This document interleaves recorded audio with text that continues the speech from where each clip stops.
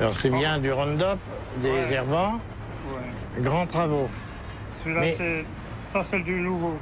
Mais je vois sur celui-là, il y a marqué biodégradable. Ça c'est l'ancien. Maintenant, il ne marque plus biodégradable. Donc ça ne doit plus être biodégradable, c'est le même produit. C'est parce qu'ils ne doivent plus avoir le droit de le marquer, ça ne doit pas être vraiment biodégradable.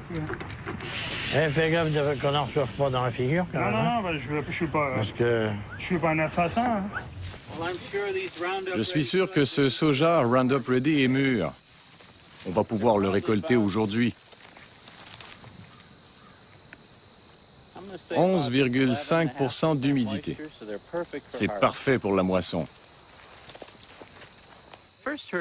La première fois que j'ai entendu parler du soja Roundup Ready, c'était il y a 8 ans dans un magazine agricole. Ça avait l'air d'une innovation très intéressante. Le soja contient une protéine qui a été introduite dans la plante par manipulation génétique et qui la rend résistante au Roundup. Le Roundup est pulvérisé sur les plantes. Cela présente des avantages indiscutables. Si vous observez mon champ, il n'y a pas de mauvaises herbes. Utilisé selon le mode d'emploi, Roundup ne présente pas de risque particulier pour l'homme, les animaux domestiques et leur environnement. Marque déposée de Monsanto, fabriquée en Belgique. Si tu vois des escargots, t'en mets pas dessus, hein, parce qu'ils seront immangeables. Hein. Alors attention aux fraisiers. Hein. J'encourage vraiment les agriculteurs européens à s'intéresser de plus près à la technologie Roundup Ready. C'est un très bon système pour l'environnement et à long terme. Essayez-le.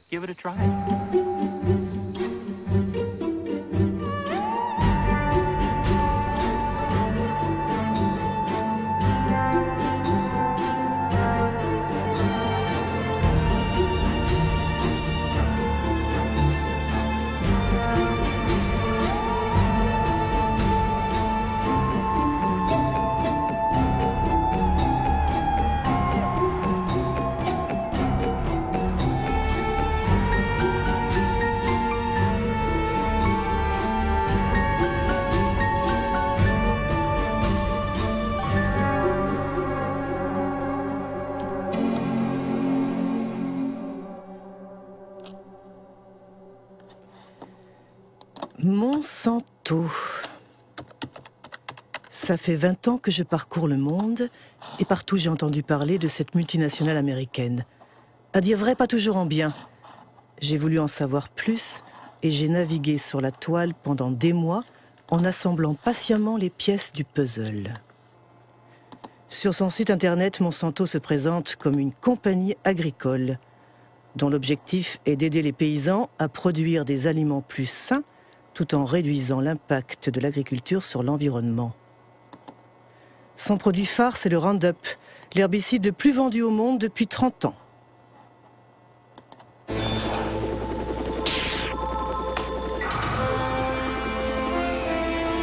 One shot. All it takes for weeds. Roundup. Monsanto est aussi le leader mondial de la biotechnologie. 90% des OGM cultivés sur la planète lui appartiennent. La plupart ont été génétiquement manipulés pour résister aux épandages de Roundup, comme le soja dit Roundup Ready, mot à mot, prêt pour le Roundup.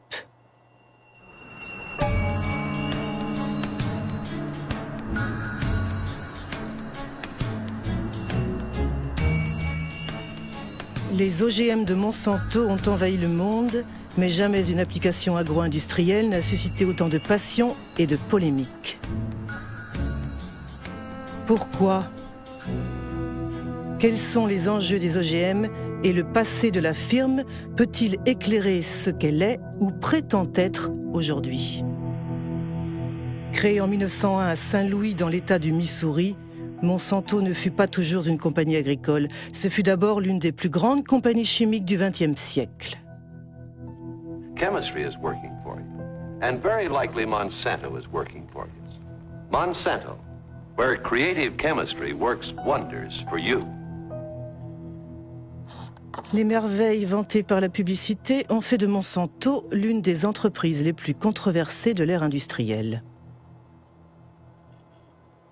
Agent orange, aspartame, Hormones de croissance. PCB. Les PCB. Ces huiles chimiques, utilisées comme isolants dans les transformateurs électriques, furent le fleuron de la firme pendant près de 50 ans. Elles s'appelaient Arochlor aux États-Unis, Pyralène en France ou Kloppen en Allemagne, jusqu'à leur interdiction au début des années 1980. Monsanto PCB.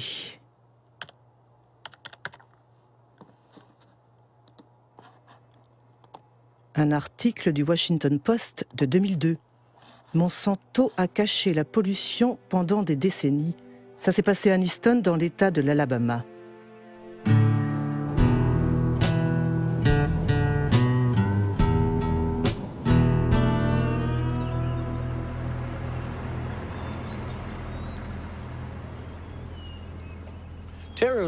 Terry était mon petit frère.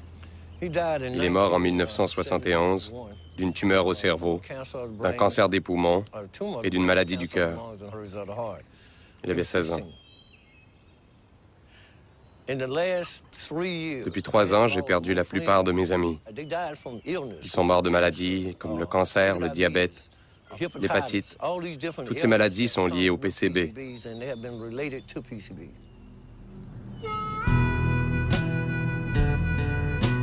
C'est la route de Monsanto.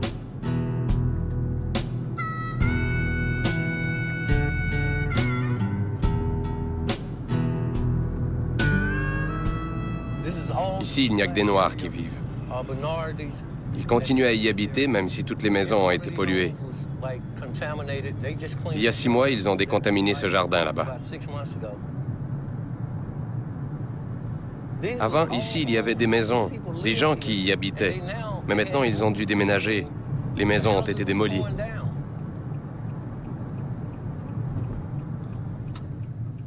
Ça, c'est la maison où mon frère est mort. C'est là que j'ai grandi.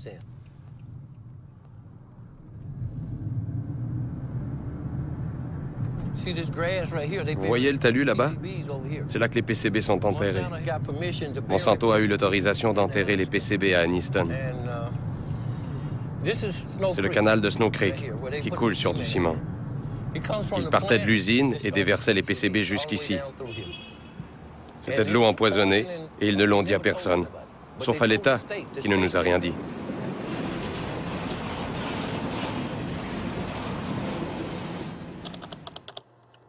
PCB, Monsanto savait. Mais savait quoi exactement? Une organisation environnementale de Washington, dirigée par l'écologiste Ken Cook, a mis en ligne les archives internes de la firme. La plupart sont classées confidentielles. Détruire après lecture. Un document de 1937. L'exposition au PCB provoque des effets toxiques sur tout l'organisme et des éruptions cutanées de type acné. 1961. Après la rupture d'un tuyau dans une usine utilisant des PCB, 2 ouvriers ont développé les symptômes d'une hépatite. 1966. Des scientifiques ont plongé des poissons dans l'eau du canal de Snow Creek. Tous sont morts au bout de 3 minutes et demie. Pollution. Lettre adressée aux responsables de vente en 1970. Ce document résume toute l'histoire. On peut y lire « Nous ne pouvons pas nous permettre de perdre $1 de vente ». Ils ont caché le fait qu'ils empoisonnaient leurs voisins d'Aniston parce qu'ils ne voulaient pas perdre $1.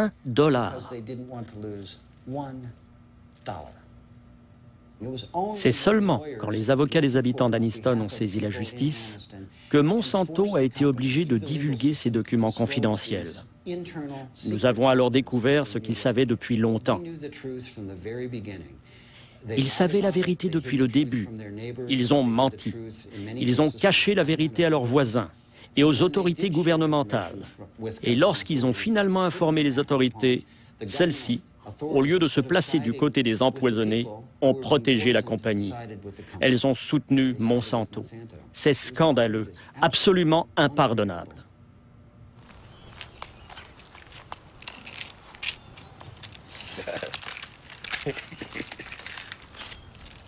C'est tous tes médicaments?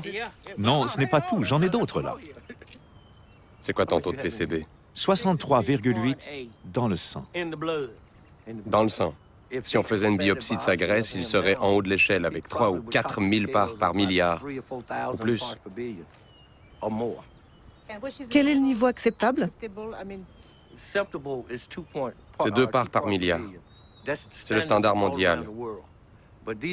Mais nous en avons plus dans le sang et dans le corps que nulle part ailleurs dans le monde. Ici, c'est normal de parler de son taux de PCB? Nous en parlons tous ici parce que c'est notre quotidien. Qu'il arrive que les enfants viennent me voir et me disent « Monsieur Baker, on m'a fait des analyses, j'ai 3 parts par milliard. Combien de temps il me reste? » Cette histoire est absolument terrible. Mais qu'en pensent les scientifiques? Sur la toile, on trouve de nombreux articles concernant les effets des PCB sur la santé humaine.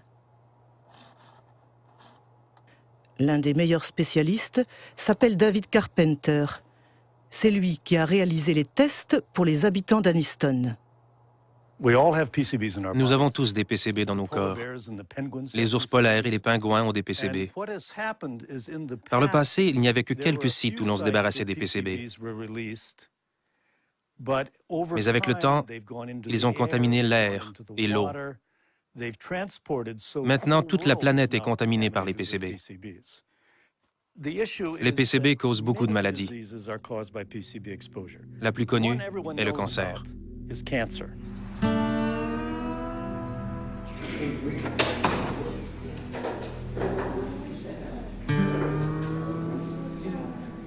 My test results stated that I had 202 parts per billion in my system. Les femmes contaminées par les PCB donnent naissance à des enfants qui ont un QI réduit. 29.6. Les PCB réduisent le fonctionnement de la thyroïde. Les PCB perturbent les hormones sexuelles. Pass away, just let me pass away. Pass away in peace. He's gonna pay, I said then. He's gonna pay for the way that he has done to us. En 2001, 20 000 habitants de Anniston ont porté plainte contre Monsanto. La compagnie et sa filiale Solutia ont finalement été condamnés à payer 700 millions de dollars pour indemniser les victimes, décontaminer le site et construire un hôpital spécialisé. Mais aucun dirigeant de Monsanto n'a été poursuivi. Dans le système juridique américain, il est très rare que des cadres ou des dirigeants d'entreprise soient considérés comme pénalement responsables. En revanche, on a la possibilité d'attaquer les entreprises au civil. On les fait payer. En vérité, les dommages et intérêts payés des décennies plus tard par les sociétés ne représentent qu'une fraction de leurs profits. C'est donc rentable de garder le secret. On peut se demander quel secret ils gardent actuellement. On ne peut jamais faire confiance à une grosse société comme Monsanto pour nous dire la vérité sur un produit ou un problème de pollution. Jamais. On ne peut pas faire confiance à Monsanto, a dit Ken Cook. Et si on prenait l'exemple du Roundup, l'herbicide favori des jardiniers et paysans? C'est quoi au juste? C'est le nom commercial donné par Monsanto au glyphosate, un herbicide dit non sélectif ou total parce qu'il détruit toutes les plantes. Mis sur le marché en 1974, il a connu un succès fulgurant parce que Monsanto a toujours affirmé qu'il était biodégradable et bon pour l'environnement. Voici Roundup, le premier désherbant biodégradable. Il détruit les mauvaises herbes de l'intérieur jusqu'aux racines et ne pollue ni la terre ni l'os de Rex. Roundup, le désherbant qui donne envie de désherber. Roundup biodégradable. Ken Cook a raison. La firme a été condamnée 2 fois pour publicité mensongère. La première, c'était à New York en 1996. Et la deuxième, en France, l'année dernière. Les juges ont considéré que les mentions biodégradables laissent le sol propre et respectent l'environnement étaient des messages publicitaires trompeurs. D'autant plus que selon les études effectuées par le groupe Monsanto lui-même, un niveau de dégradation biologique de 2% seulement peut être obtenu après 28 jours. Voilà pourquoi la mention biodégradable a récemment disparu des bidons. Mais ce n'est pas tout. De nombreuses études scientifiques montrent que le Roundup est hautement toxique. Un exemple ? Le Roundup provoque des dysfonctionnements de la division cellulaire. Une étude du professeur Robert Bellet.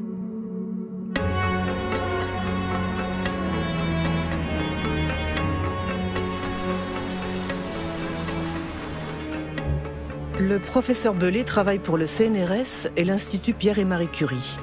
Il a étudié les effets du Roundup sur des ovules fécondés d'oursins. La très grosse surprise a été que le Roundup a un effet sur la division des cellules. Et très vite, on s'est aperçu que ce qui était touché par le Roundup était un point clé de la division. C'est-à-dire pas les mécanismes de la division elle-même, mais les mécanismes qui contrôlent la division des cellules. Il faut comprendre comment naît un cancer. Les cellules, au départ, ne sont pas cancéreuses, et à partir d'un certain moment, il y a des modifications en elles, et la modification principale, c'est ce qu'on appelle devenir instable du point de vue génétique. Et c'est ce premier dérèglement qu'on a observé avec le Roundup. Et c'est pour ça que l'on dit que pour nous, le Roundup induit les premières étapes qui conduisent au cancer.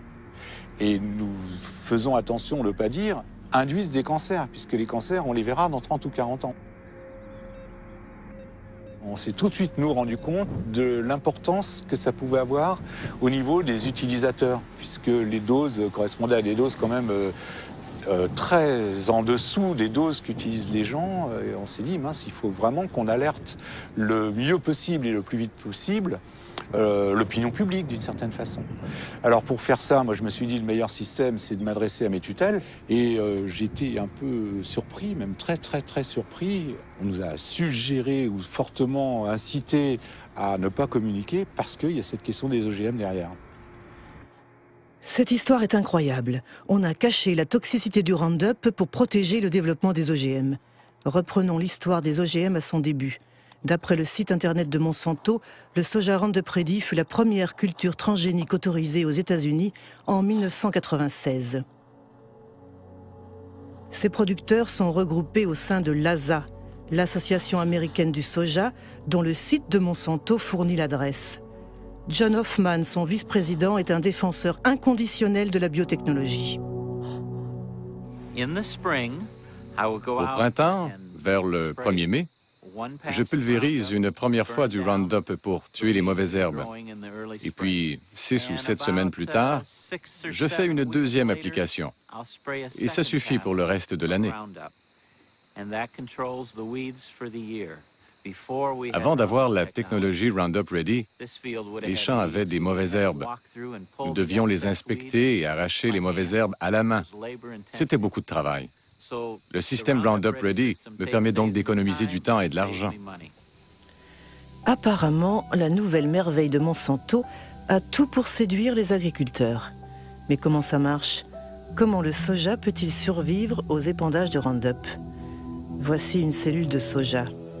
Au cœur de la cellule, il y a le noyau qui contient l'ADN, la structure génétique du soja. Pour créer son OGM, Monsanto franchit la barrière des espèces. Ces chercheurs ont sélectionné un gène provenant d'une bactérie qui confère la résistance au Roundup. Le gène est fixé sur des particules d'or microscopiques qui sont bombardées avec un canon à gènes dans les cellules de soja. Le gène pénètre l'ADN et fabrique une protéine qui permet à la plante de résister au Roundup. Quand l'herbicide est pulvérisé, il tue toutes les mauvaises herbes, sauf le soja. À dire vrai, c'est quand même une sacrée prouesse technologique. Mais tout de même, ce soja destiné à être arrosé par un herbicide puissant finira dans l'assiette du consommateur. On imagine donc qu'il a dû être soigneusement testé avant sa mise sur le marché. Qui était ministre de l'Agriculture à l'époque? C'est Dan Glickman, qui fut ministre de Bill Clinton de 1995 à 2000.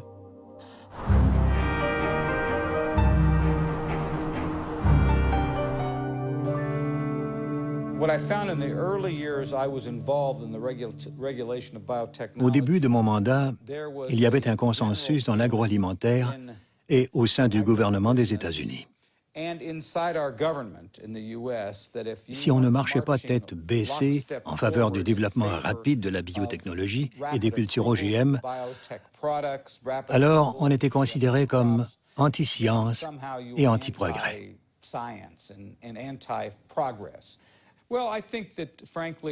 Franchement, je pense qu'on aurait dû faire plus de tests. Mais les entreprises agro-industrielles ne voulaient pas parce qu'elles avaient fait d'énormes investissements pour développer ces produits. Et en tant que responsable du service qui réglementait l'agriculture, j'ai subi beaucoup de pression pour, disons, ne pas être trop exigeant. La seule fois où j'ai osé en parler pendant le mandat de Clinton, je me suis fait taper sur les doigts, non seulement par l'industrie, mais aussi par les gens du gouvernement.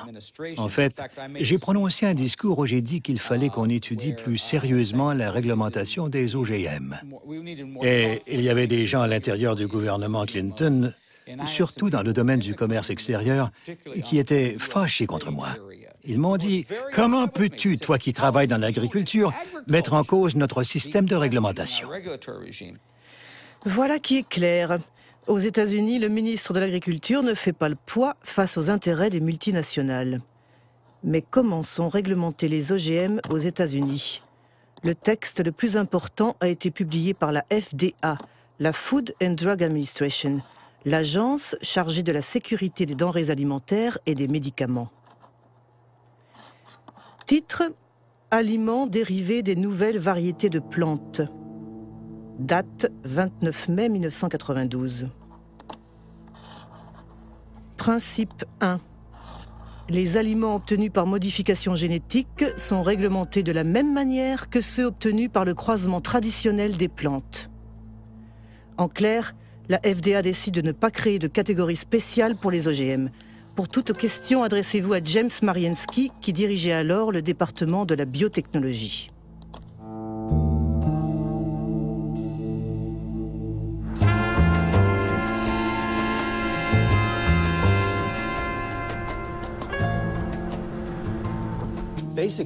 En gros, le gouvernement a pris la décision de ne pas créer de nouvelles lois. Il pensait que les lois existantes pouvaient s'appliquer aux nouvelles technologies.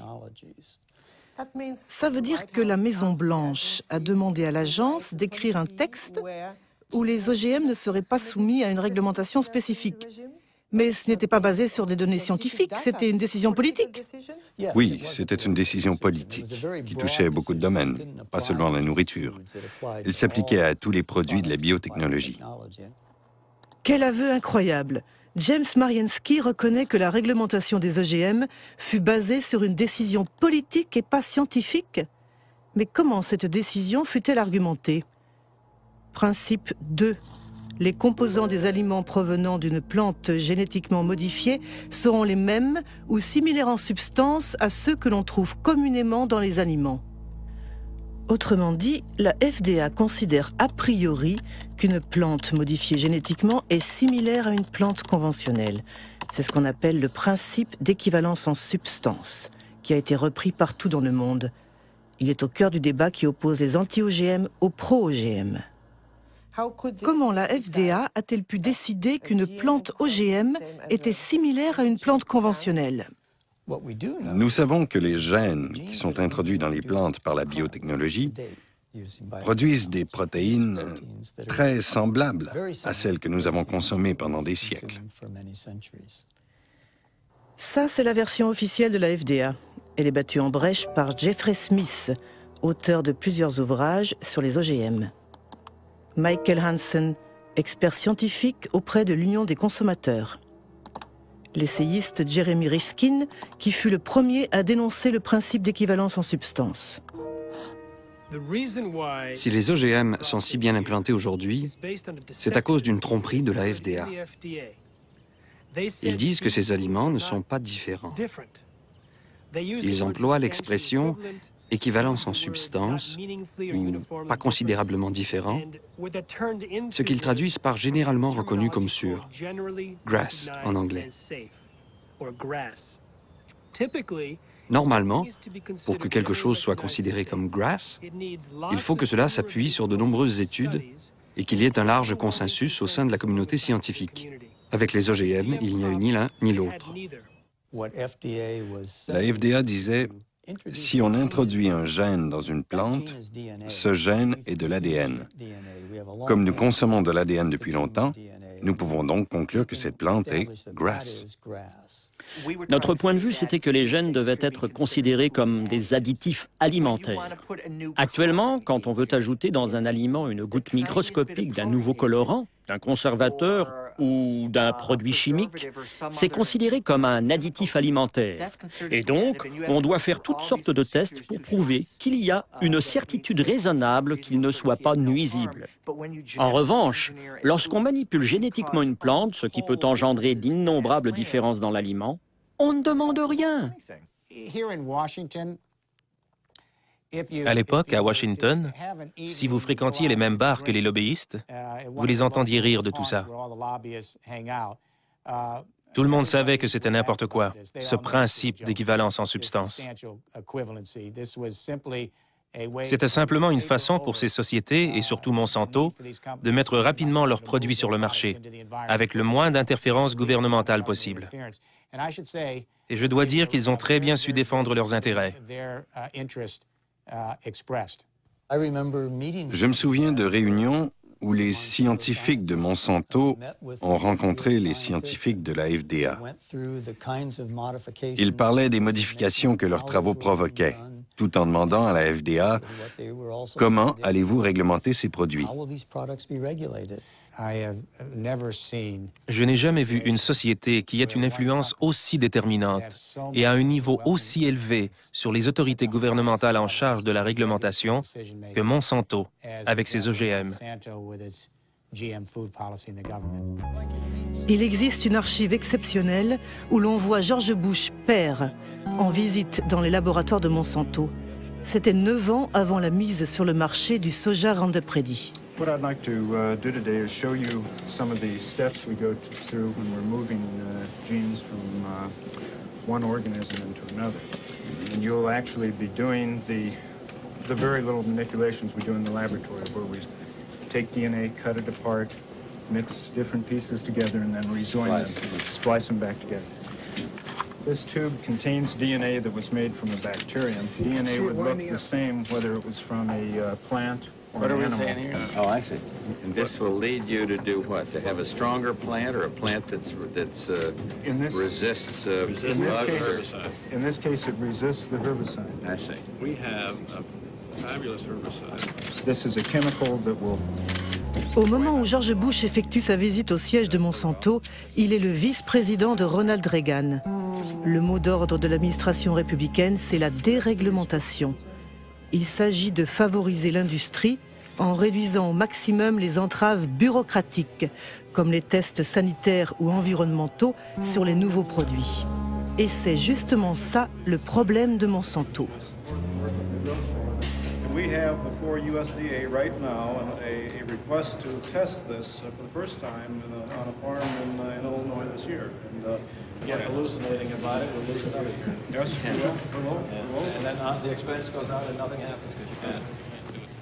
Yeah, and I would say, quite frankly, we have no complaint about the way USDA is handling it. They're going through an orderly process. They're making sure that as they deal with these new things, they do them properly. And now, if we're waiting until September and we don't have our authorization, we may say something different. Call me. We're in a dereg business. En 1988, Dan Quayle a pris la place de George Bush, qui a été élu président des États-Unis. 4 ans plus tard, le nouveau vice-président rend public que la politique américaine en matière d'OGM conforme aux souhaits de Monsanto. We are taking this step as part of the President's Regulatory Relief Initiative, now in its second phase. The United States is already the world leader in biotechnology, and we want to keep it that way. In 1991 alone, it was a $4 billion industry. it should reach at least $50 billion by the year 2000, as long as we resist the spread of unnecessary regulation.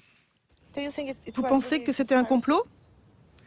Le mot complot est un peu fort, mais du point de vue de la firme, disons que c'était une prise de pouvoir absolument sans faute. Très tôt, un certain Michael Taylor est devenu l'administrateur adjoint de la FDA, au moment où la réglementation des OGM était rédigée. Qui est Michael Taylor? Sur Internet, il n'y a qu'une seule image de cet homme de l'ombre. Aujourd'hui, il dirige une fondation Ressources pour le futur.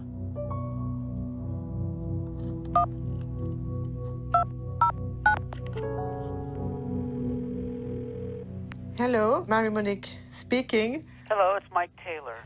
My questions are about your role. I mean, when you were working at the FDA, before being hired by the FDA, you worked as an attorney for Monsanto during 7 years, didn't you? Well, I was a partner in a law firm of which Monsanto was a client, and I worked on some Monsanto matters, yes. And apparently, if I understood well what I read, the FDA created a new position for you, Deputy Commissioner for Policy? Well, because there was a special need at that time at the FDA because of the new GMOs? It had nothing to do with GMOs. Nothing at all to do with GMOs. I wasn't the author of these policies, but that's just false. Il est arrivé à la FDA en juillet 1991. Jusqu'à cette date, il travaillait dans le cabinet d'avocats King & Spalding. Parmi ses clients, il y avait non seulement Monsanto, mais aussi l'IFBC, le Conseil international de la biotechnologie et des aliments. Il a écrit pour l'IFBC un document présentant la manière dont le Conseil aimerait qu'on réglemente les OGM. Si vous comparez cette proposition de Michael Taylor pour l'IFBC et le texte publié par la FDA, ils sont très similaires.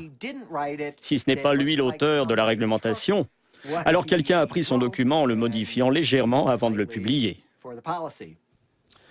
À l'époque, M. Taylor était commissaire adjoint et c'est lui qui dirigeait le projet.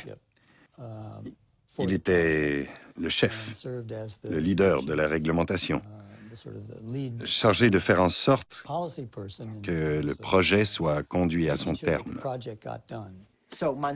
Monsanto a su parfaitement mener le jeu politique et légal. Ils ont joué un rôle clé dans l'autorisation de mise sur le marché de l'hormone de croissance bovine et au-delà, dans la manière dont le gouvernement américain a géré la biotechnologie. Michael Hansen vient de parler de l'hormone de croissance bovine. De quoi s'agit-il?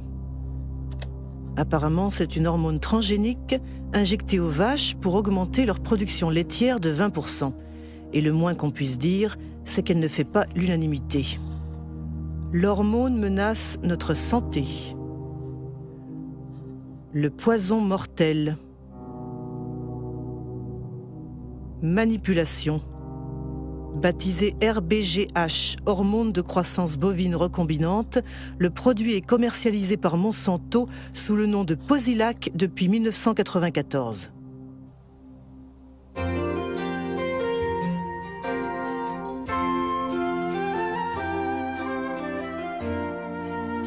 Posilac is the single most tested new product in history. You'll soon see the dramatic results Posilac can offer you. En 1985, Monsanto a déposé un dossier auprès de la FDA pour obtenir l'autorisation de mise sur le marché de Posilac. Les experts de l'agence ont analysé les essais réalisés par la firme sur des élevages expérimentaux.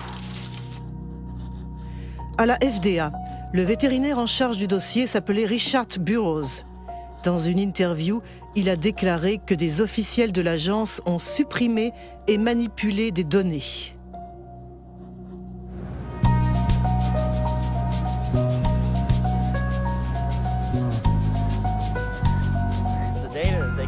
Les données scientifiques que la compagnie a envoyées ne prenaient pas en compte les besoins des producteurs de lait, à savoir des questions clés comme les maladies que sont la mamite, c'est-à-dire l'infection des pies, et les problèmes de reproduction. Alors quand j'ai vu que toutes ces données manquaient, j'ai dit « Hé les gars, vous devez récolter plus d'informations ». Ça les a retardés de 2 ou 3 ans.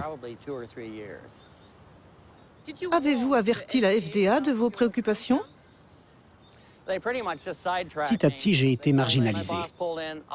Mon chef a mis des proches sur le dossier et j'ai eu de moins en moins accès aux données, y compris les choses que j'avais personnellement demandées, comme les études sur la mamite. J'étais devenu un obstacle. Alors, ils ont décidé de m'éliminer en me mettant au placard. Finalement, j'ai été licencié. Un jour, on m'a raccompagné à la porte et c'était fini pour moi. Est-ce que vous avez été menacé? Oui, par les avocats de Monsanto. Quand j'ai contesté mon licenciement devant la justice, ils ont dit à mon avocat qu'il me ferait un procès si je révélais des secrets de la compagnie pour ma défense. Finalement, la FDA sera condamnée à réintégrer le vétérinaire trop consciencieux qui, écœuré, finira par démissionner. Mais ce n'est pas tout. Sur Internet, on parle aussi de documents volés à la FDA et transmis au docteur Samuel Epstein, qui dirige la coalition pour la prévention du cancer.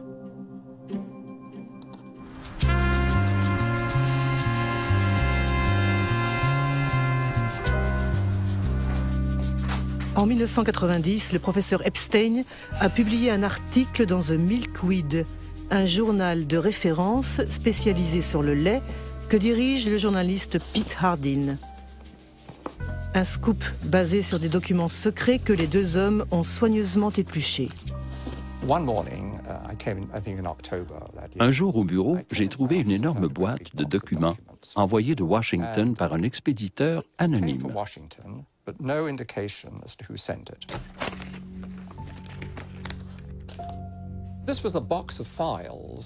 Cette boîte contenait toutes les données des études vétérinaires que Monsanto avait fournies à la FDA depuis 6 ans. Un vrai bonheur. La plupart de ces documents sont des originaux, avec la mention « Informations internes et confidentielles » qui ne peuvent pas être reproduites, révélées ou envoyées à l'extérieur de la société sans autorisation. C'est exactement ce qu'un journaliste d'investigation aime rendre public.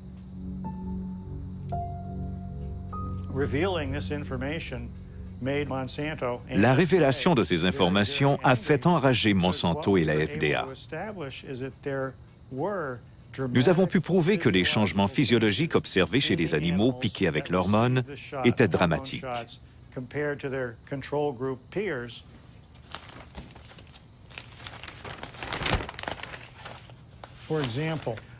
Par exemple, nous voyons que les ovaires droits des vaches qui ont reçu l'hormone synthétique sont 34% plus gros, voire 42% ou 44% selon les groupes.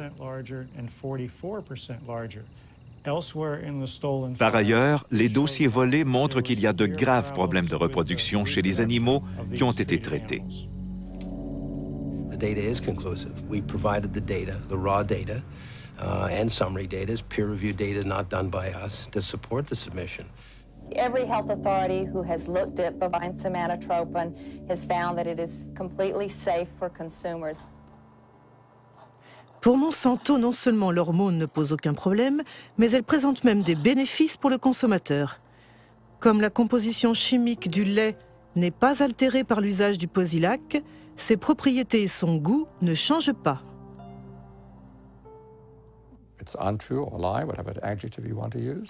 Ce n'est pas vrai, c'est un mensonge. C'est un produit très différent pour plusieurs raisons. D'abord, comme les vaches souffrent souvent de mamite, il y a du pus dans le lait.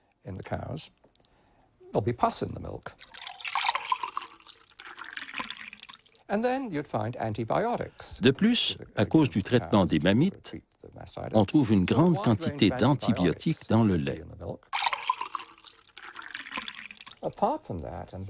Enfin, on constate une importante augmentation de ce qu'on appelle l'IGF-1, le facteur insuline de croissance. Depuis les années 1980, une soixantaine d'études ont montré qu'il y avait un lien direct entre un niveau élevé de IGF-1 et les cancers du sein, du côlon et de la prostate. Cette histoire est absolument sidérante. Y a-t-il d'autres pays qui ont autorisé la RBGH? Apparemment, l'hormone a été interdite en Europe et au Canada. Y compris au Canada? Pourtant, l'agence Santé Canada a l'habitude de calquer ses décisions sur la FDA. RBGH, scandale à Santé Canada. Monsanto accusé de tentative de corruption. En octobre 1998, 3 scientifiques de Santé Canada ont témoigné devant une commission sénatoriale pour s'opposer à la mise sur le marché de l'hormone transgénique. L'affaire a été déclenchée par le docteur Shiv Chopra, qui est ce qu'on appelle en anglais un whistleblower, disons un lanceur d'alerte.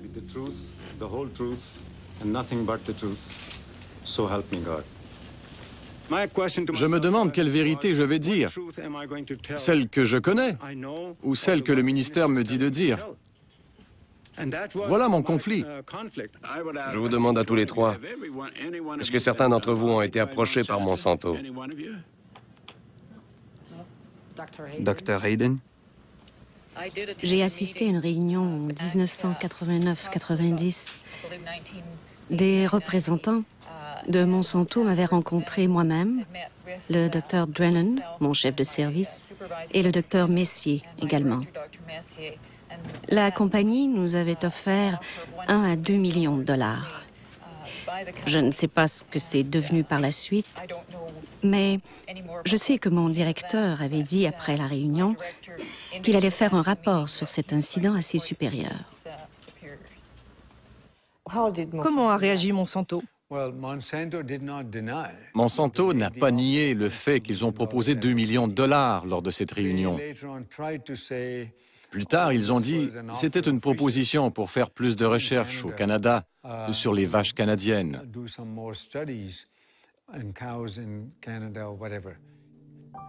En tout cas, le résultat, c'est que l'hormone transgénique n'a pas été autorisée au Canada. À la suite des révélations canadiennes, le Parlement européen l'a banni pour toujours.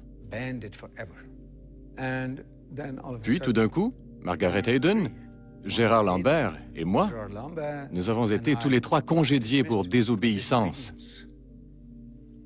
Vous avez été licencié? Oui, nous avons été licenciés et nous avons porté l'affaire en justice.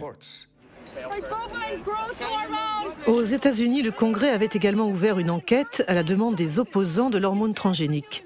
Ceux-ci dénonçaient notamment l'interdiction d'étiqueter le lait selon sa provenance, qui empêche les consommateurs de choisir. Mais curieusement, l'enquête du Congrès n'a jamais abouti. Bovine growth hormone, BGH, is a test of consumer acceptance of genetic engineering. In the garbage. In the garbage! The cow hormone drug. L'hormone de croissance bovine représente la première application de la biotechnologie à la production d'aliments et Monsanto est une multinationale très puissante qui a beaucoup de relations au sommet de l'État. Pour le gouvernement fédéral, le développement de la biotechnologie représentait un enjeu si important qu'il a préféré ignorer ces questions, disons subalternes, que sont la santé des vaches ou des consommateurs. La raison pour laquelle la FDA a autorisé la mise sur le marché de la RBGH, c'est que beaucoup d'anciens salariés de Monsanto occupaient des postes clés à la FDA. Ils ont rejoint l'agence pour faire homologuer le produit. C'est ce qu'on appelle les portes tournantes, avec un effet de double hélice. Les portes tournantes. Oui, les portes tournantes. Il n'y a pas qu'en agriculture qu'il y a des portes tournantes. C'est dans beaucoup de secteurs. Donald Rumsfeld était le PDG de Searle, qui était une filiale de Monsanto.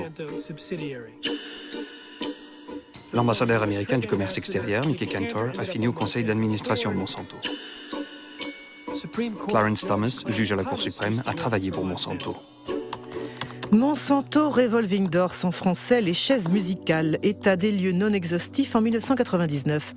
Linda Fisher passe de l'EPA à l'Agence de protection de l'environnement à Monsanto, Michael Friedman de la FDA à Monsanto, Marcia Hale et Josh King de la Maison Blanche à Monsanto, Margaret Miller de Monsanto à la FDA, William Rickelshaus de l'EPA à Monsanto, sans oublier Michael Taylor qui a fait plusieurs fois l'aller-retour. Once your mission carried out by the FDA, you became Monsanto's vice president for public policy. Right. There is no conflict of interest for you. No, and again, the rules are the rules, and I played within the rules. I think in terms of public acceptance, it's been one blunder after another. If you're trying to have a strategy for having the public understand and accept the new technology, having the first application of it be related to milk, which we already have more than we need, it created, it helped create a climate of suspicion. I think the idea that companies are not required in every case of a GMO to submit the product to FDA, such as is required in Europe, I think that from a public confidence, public acceptance standpoint, that's not a sufficient system. I personally have said that Congress should change the law. Congress should create a mandatory notification system that ensures that every product is looked at by FDA and that FDA makes a safety judgment about every product. Voilà ce qu'on appelle un aveu fort intéressant. Apparemment, Michael Taylor semble regretter la réglementation qu'il a signée en 1992. Qu'en pensaient les scientifiques de la FDA? Y avait-il un consensus sur la réglementation des OGM? Des documents internes montrent que l'agence a ignoré les inquiétudes de ses propres scientifiques. C'est signé Steven Drucker.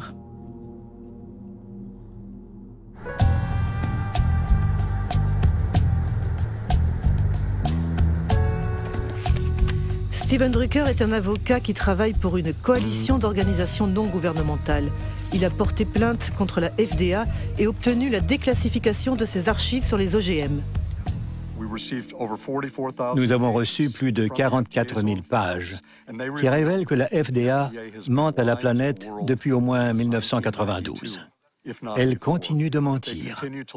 Elle prétend que le principe d'équivalence en substance entre les OGM et les plantes conventionnelles est appuyé par un très large consensus au sein de la communauté scientifique et que de nombreuses données scientifiques le prouvent.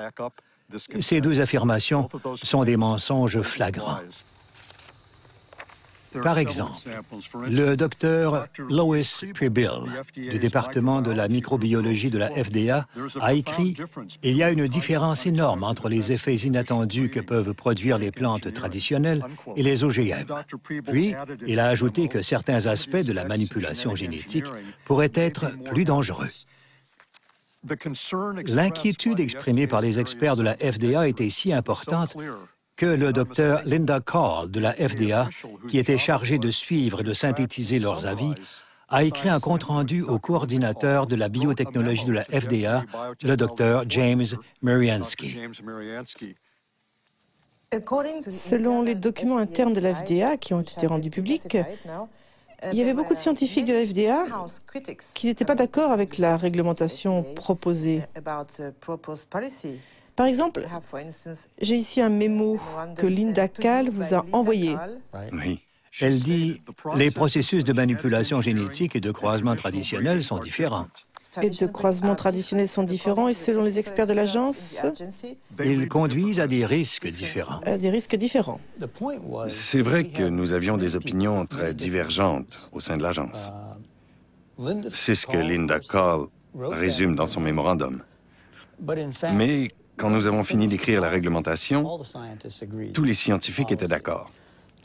Bien sûr que la FDA s'était penchée sur l'usage de la manipulation génétique, mais elle n'avait aucune information qui indique que la technique elle-même puisse créer des produits qui soient différents en termes de qualité ou de sécurité.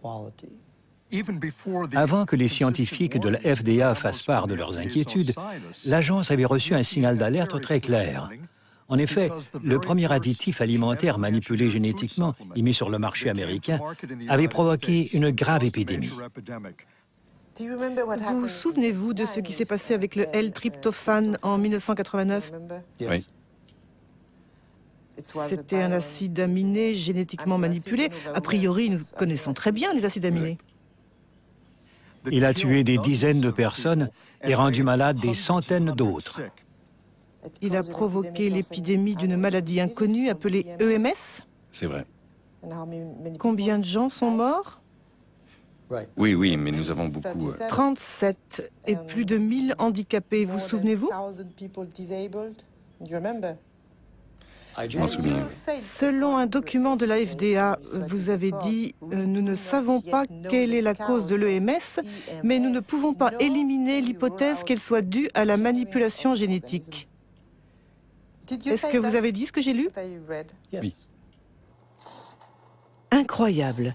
James Mariensky n'excluait pas que la manipulation génétique puisse entraîner des effets inattendus, mais il n'a pas bougé le petit doigt. Y a-t-il des scientifiques indépendants qui ont travaillé sur cette question capitale pour les consommateurs?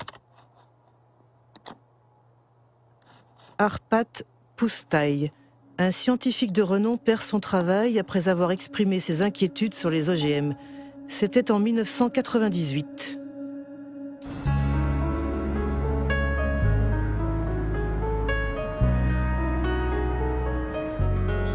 Arpat Pusztai travaillait pour l'Institut Rowlett en Écosse et il avait dirigé une étude sur des pommes de terre transgéniques à la demande du ministère de l'Agriculture.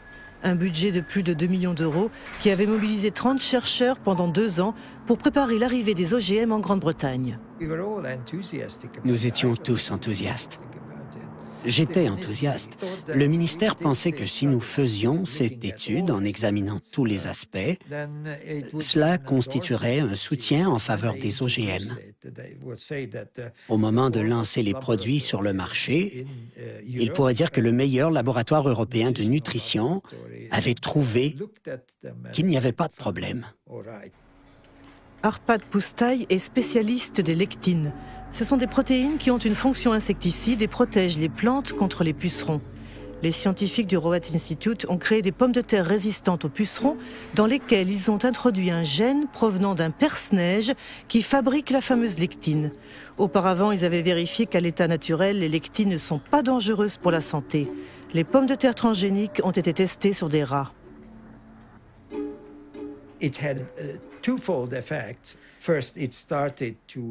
Nous avons constaté 2 effets. D'abord, une prolifération des cellules dans l'estomac, et cela n'est pas bien. Je ne dis pas que c'est cancéreux, mais cela peut faciliter le développement de tumeurs causées par des produits chimiques.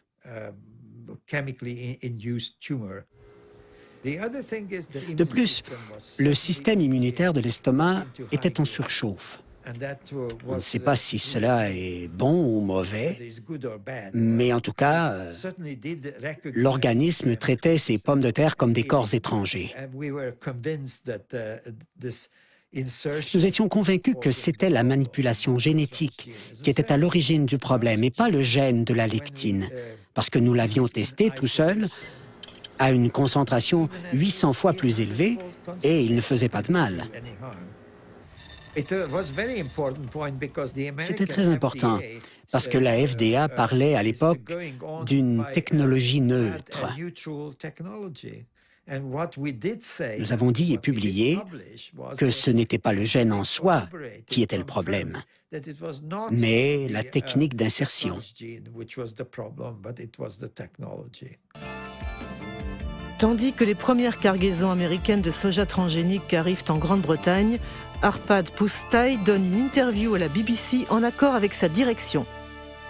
As a scientist actively working on the field, I find that it's very, very unfair to use our fellow citizens as guinea pigs.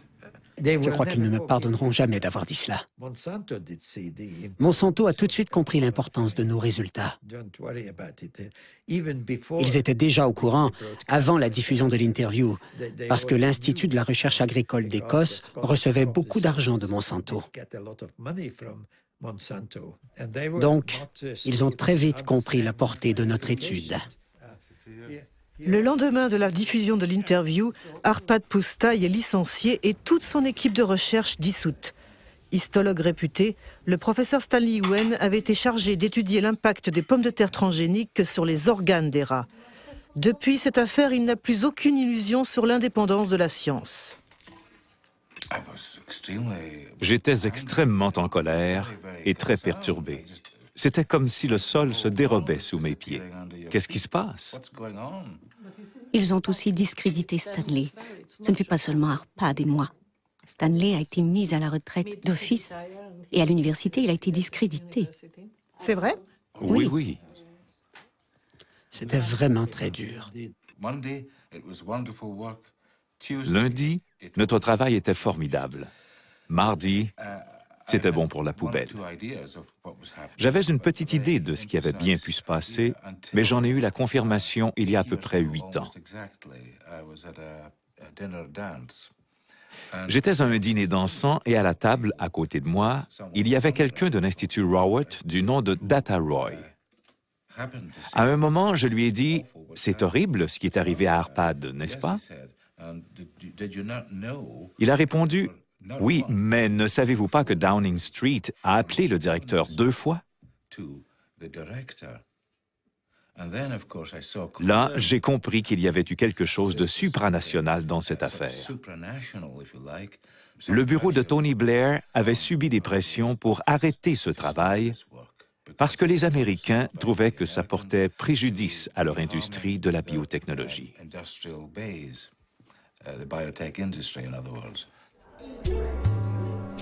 L'affaire d'Arpad Pusztai a entraîné un rejet massif des OGM en Grande-Bretagne, soutenu par Greenpeace.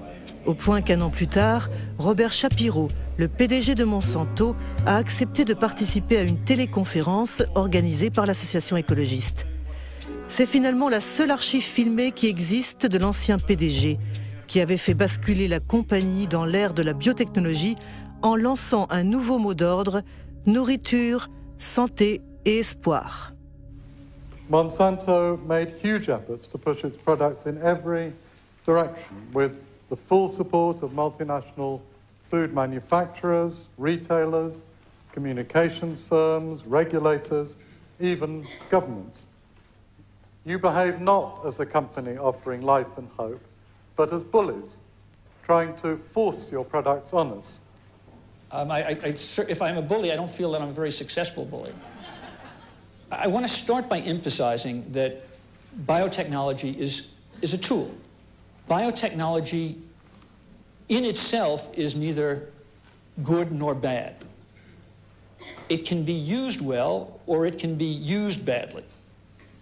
The products that are on the market have been reviewed through the regulatory processes that society has established in order to assure not only safety, but the environmental safety of the products themselves.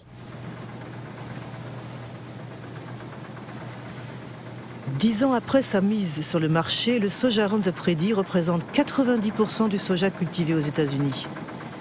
Et 70% des aliments vendus dans les commerces américains contiennent des produits transgéniques. À la différence de l'Europe, les consommateurs ne peuvent pas choisir car l'étiquetage des OGM est interdit. Une conséquence directe du principe d'équivalence en substance. J'ai un grain de soja dans la main et je peux le manger en toute sécurité. Je pense que la FDA est confiante que ce soja présente la même sécurité alimentaire que les autres variétés. Comment l'agence peut-elle en être sûre? C'est basé sur les données que la compagnie a fournies à la FDA et qui ont été évaluées par les scientifiques de l'agence. Et ce n'est pas dans l'intérêt d'une entreprise de conduire une étude pour ensuite en masquer les résultats. Comment James Mariinsky peut-il être aussi affirmatif? Si on tape Monsanto a falsifié des études scientifiques, on obtient 174 000 réponses. Parmi elles, un rapport de l'EPA, l'Agence de protection de l'environnement des États-Unis. Monsanto aurait falsifié des études sur les effets cancérigènes de la dioxine.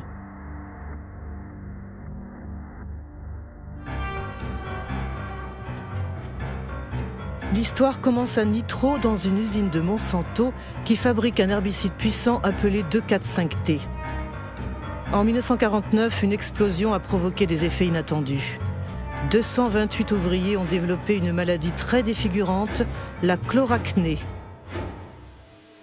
L'origine, c'est la dioxine, un sous-produit hautement toxique que contient le 2,4,5-T.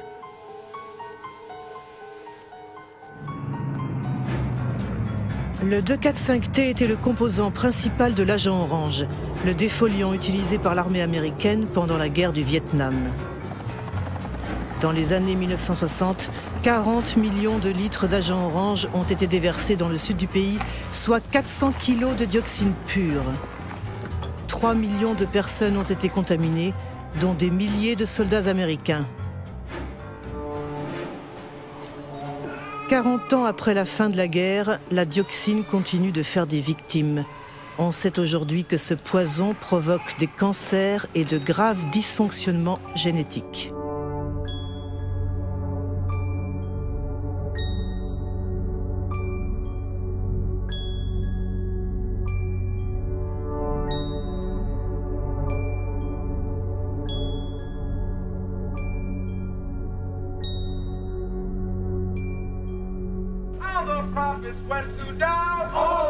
En 1978, alors que les vétérans américains portaient plainte contre les fabricants de l'agent orange pour obtenir des réparations, Monsanto a sponsorisé des études sur les effets à long terme de la dioxine.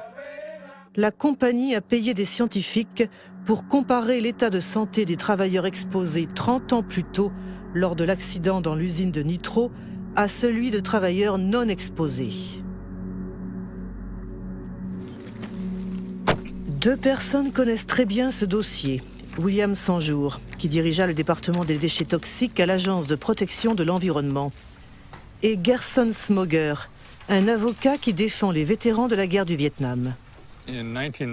En 1990, le docteur Kate Jenkins, une de mes collègues à l'EPA, a rédigé un mémorandum à propos d'allégations selon lesquelles les études réalisées par Monsanto présentaient des défauts.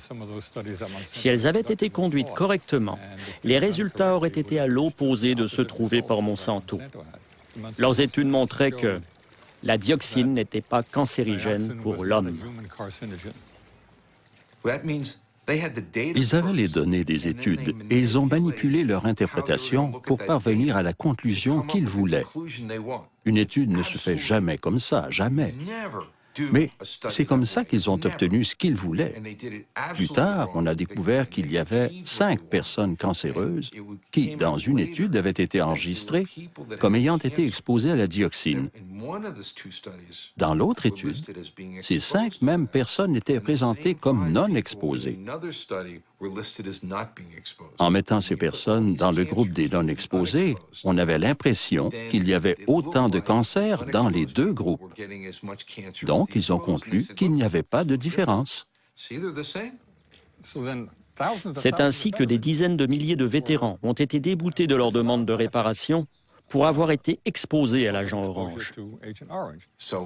Ces études ont affecté toute la réglementation aux États-Unis pendant 7 à 9 ans.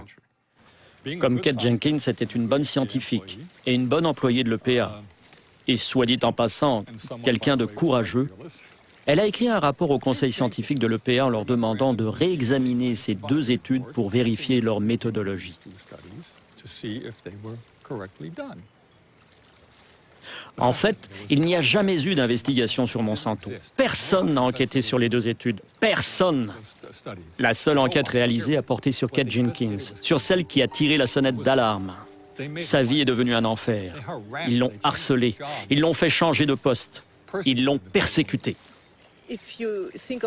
Faites-vous confiance à la firme Monsanto quand elle dit que ces OGM ne posent pas de problème pour la santé? Je ne crois pas un mot de ce que dit cette société. Tout ce qu'elle dit doit être vérifié par des personnes indépendantes, à condition que ces personnes soient compétentes et vraiment indépendantes. Eh bien, justement, pour prouver l'innocuité du soja Roundup Ready, Monsanto a réalisé une étude qui a été publiée en 1996 dans une revue scientifique de référence. Elle était censée mesurer les effets du soja transgénique sur la santé des animaux et notamment des rats.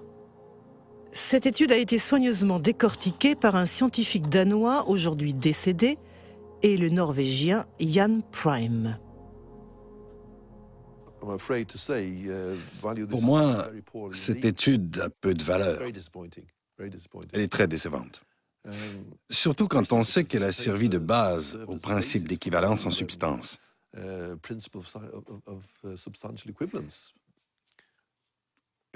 Il y a des choses surprenantes.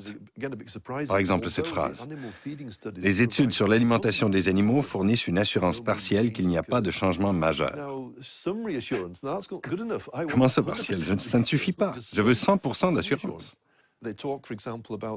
Par exemple, à la page 723, on peut lire « À part leur aspect plus marron, les foies avaient l'air normal lors de l'autopsie. » Comment peut-on dire cela sans regarder à l'intérieur du foie, ni faire des coupes avec un microscope pour voir s'il n'y a pas de différence?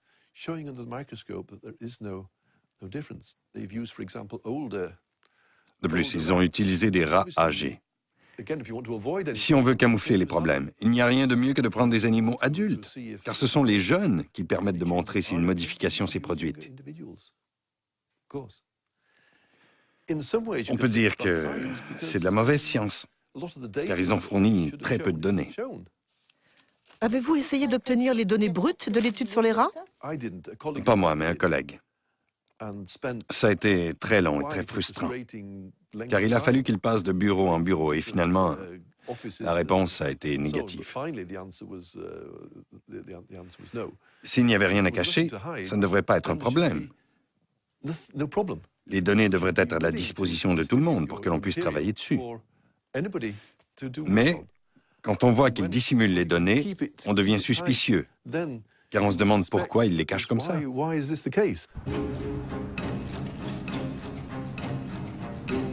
En tout cas, une chose est sûre, c'est grâce à cette étude minimaliste que les OGM de Monsanto ont envahi le monde, principalement en Amérique du Nord et du Sud, en Asie et en Australie. En 10 ans, les cultures transgéniques se sont étendues sur plus de 100 millions d'hectares. 70% sont résistantes au Roundup et 30% ont été manipulés génétiquement pour fabriquer un insecticide appelé BT. Depuis 2001, la compagnie publie un document intitulé The Pledge, la promesse, une sorte de charte éthique où elle tente de répondre à ses détracteurs en justifiant ses pratiques. Au cœur de l'opposition aux OGM, il y a notamment la question des brevets. C'est ce que Monsanto appelle ses droits de propriété intellectuelle, qui sont censés protéger ses investissements. En Amérique du Nord, chaque fermier qui achète des semences transgéniques doit signer un contrat d'utilisation de la technologie, où il s'engage à respecter le brevet obtenu par la compagnie sur le gène manipulé.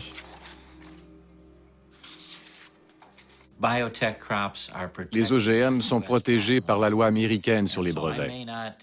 C'est pourquoi je n'ai pas le droit de garder des graines pour les replanter l'année suivante. C'est une protection pour Monsanto et les sociétés de la biotechnologie, parce qu'elles ont investi des millions et des millions de dollars pour créer cette nouvelle technologie.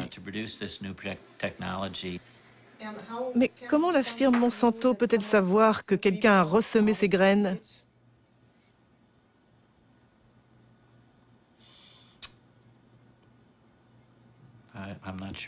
Je ne sais pas répondre à cette question.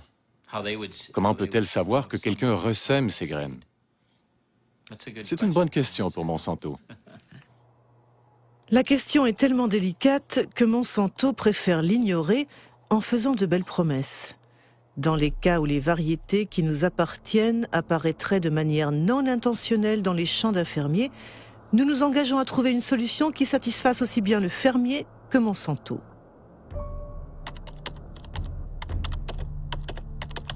La réalité semble beaucoup moins idyllique. Le Centre pour la sécurité alimentaire de Washington a publié une étude sur les paysans poursuivis par Monsanto pour non-respect du brevet sur les semences. Il a recensé au moins une centaine de procès et de nombreuses faillites. Parmi les victimes, Troy Roche, un agriculteur de l'Indiana.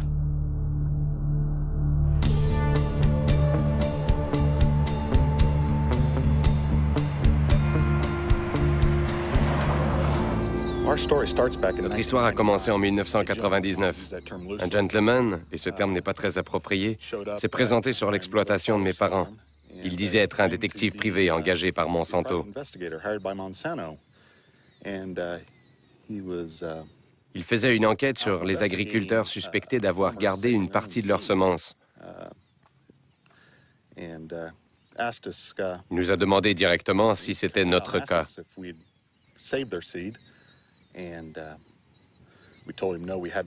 Nous avons répondu que non en lui montrant les factures de nos achats d'herbicides et de graines. On lui a même indiqué les adresses des négociants pour qu'il aille vérifier lui-même, mais il a décliné notre proposition. Suite à cet incident, Monsanto a attaqué notre famille en justice. Monsanto a fourni des documents qui étaient censés être des analyses d'échantillons prélevés sur notre ferme. Pour obtenir ces échantillons, Monsanto avait dû entrer sur nos terres sans notre autorisation et donc les voler. Je me souviens que cette année-là, nous avions planté 200 hectares de soja Roundup Ready. C'était un contrat que nous avions avec un semencier pour multiplier des semences. Le contrat était très précis puisqu'il indiquait les champs dans lesquels nous allions semer. C'était facile à vérifier et tout le monde le savait. Pourquoi avez-vous négocié un arrangement à l'amiable avec Monsanto? Au bout de 2 ans et demi, la famille était totalement détruite à cause du stress. Leur action menaçait le travail de 5 générations. Si Monsanto avait gagné, nous aurions tout perdu, parce qu'ils auraient tout pris. Tout. Good morning. Morning, sir. How are you this morning, Troy? I'm well. How are you, David? Still surviving? Good. Troy Roche et David Runyon exploitent du soja conventionnel. Tous les deux ont été victimes de ce qu'on appelle aux États-Unis la police des gènes. Créée par Monsanto pour imposer sa loi dans les champs, la police des gènes sème la terreur dans les campagnes américaines où l'on dénonce les méthodes totalitaires d'un monde dominé par les OGM. Troy, j'ai des photos que j'aimerais que tu regardes. Voici ce que j'ai fait pour les empêcher de revenir sur mes terres.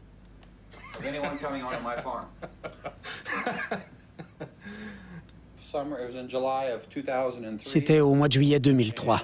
Ils sont arrivés chez moi vers 19 h. Qui est venu? Les employés de Monsanto. Ils m'ont montré leur carte de visite et ils m'ont posé quelques questions sur mes cultures de soja, de maïs et où je vendais ma récolte. J'ai dit OK, c'est la fin de la conversation. Les brevets ont tout changé. Ils ont détruit la confiance qui existait entre voisins. Personnellement, il n'y a que 2 agriculteurs à qui je parle, avec qui je suis proche. Les agriculteurs ont vraiment peur? Bien sûr qu'ils ont peur.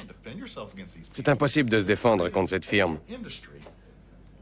Ils ont créé une industrie dont le seul objectif est de détruire la vie des agriculteurs.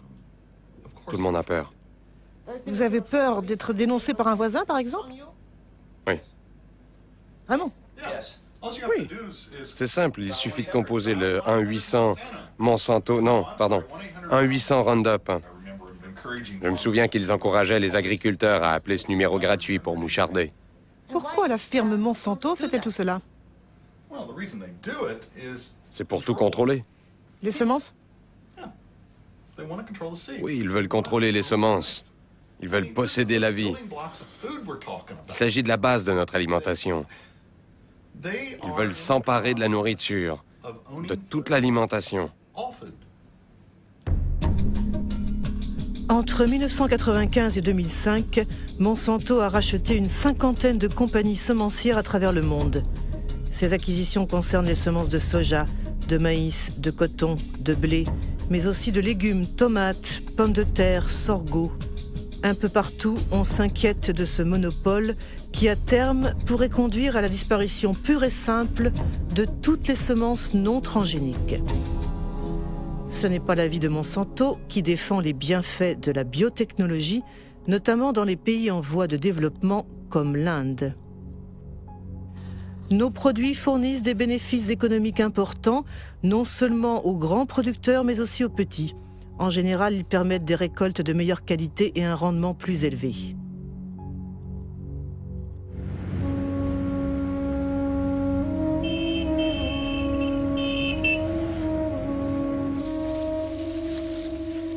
L'Inde est le 3e producteur mondial de coton.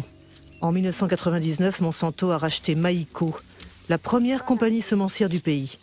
2 ans plus tard, le gouvernement indien autorisait les cultures BT, appelées Bolgart, qui ont été manipulées pour fabriquer un insecticide censé repousser les attaques du ver américain, un parasite du coton.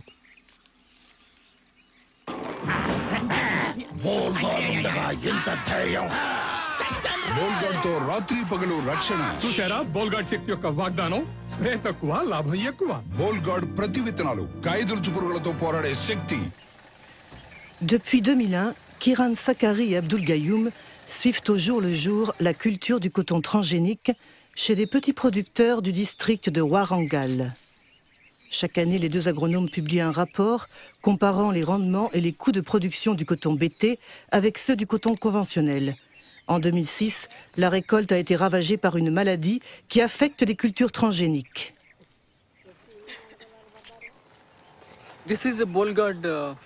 Les plants de ce champ de coton Bolgard sont infectés par ce qu'on appelle la rhizoctonia.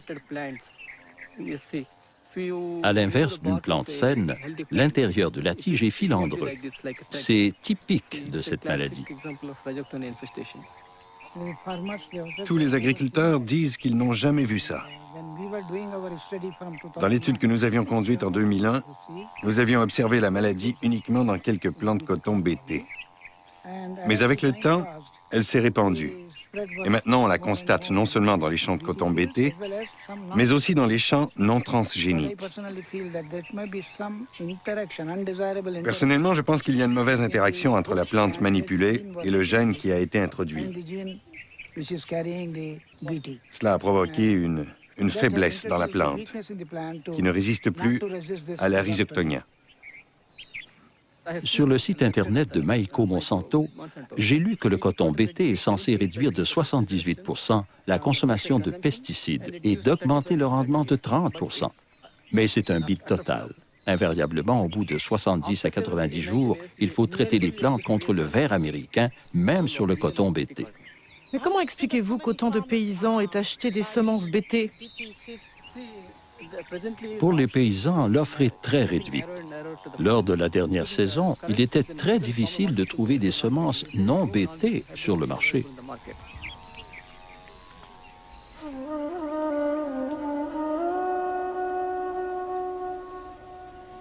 Aujourd'hui en Inde, Monsanto contrôle la quasi-totalité du marché des semences de coton.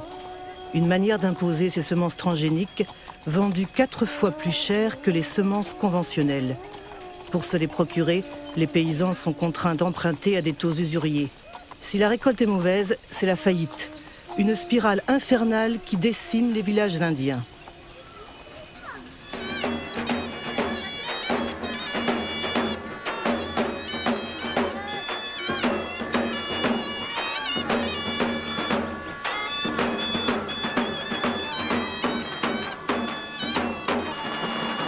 आज जी आपल्या इथं आत्महत्या झाली ती कशामुळे झाली BT cotton अजून काय कारण होतं कर्जबाजारी वय काय होतं 25 हा ही consumed pesticide 1 litre pesticide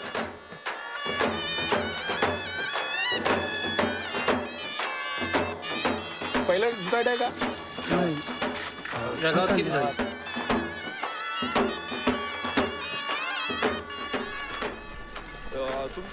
Des drames comme celui que nous venons de voir se produisent 3 fois par jour dans la région de Vidarbha, où le coton BT a été introduit en 2005. Certes, le suicide des producteurs de coton n'est pas un phénomène nouveau en Inde, mais avec les OGM, il s'est considérablement accentué. Mais rares sont ceux qui osent dénoncer publiquement ce scandale international qui oppose le pot de terre au pot de fer.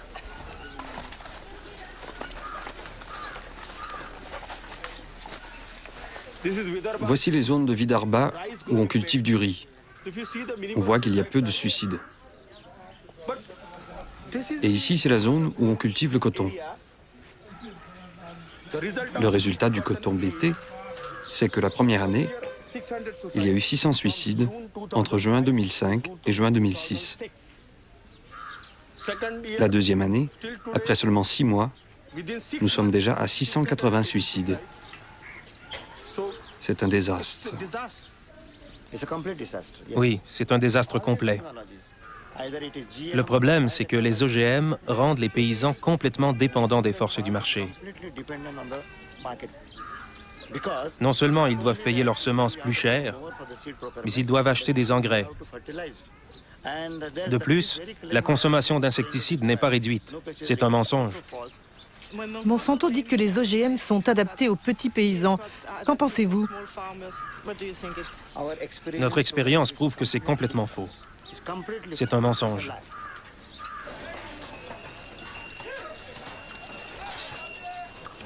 En ce jour de décembre 2006, la révolte gronde sur le plus grand marché cotonnier de l'État du Maharashtra.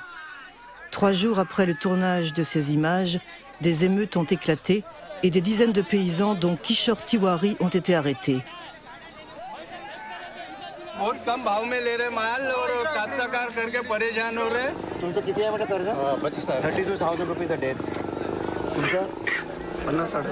हाँ 60,000 rupees a day. 50,000 rupees a day. 20,000 rupees a day. 50,000 rupees a day. 15,000 rupees a day. ती लोकांना बीटी लावायचं नाही पुढच्या हातवर. Sir. They don't want to go for the BT.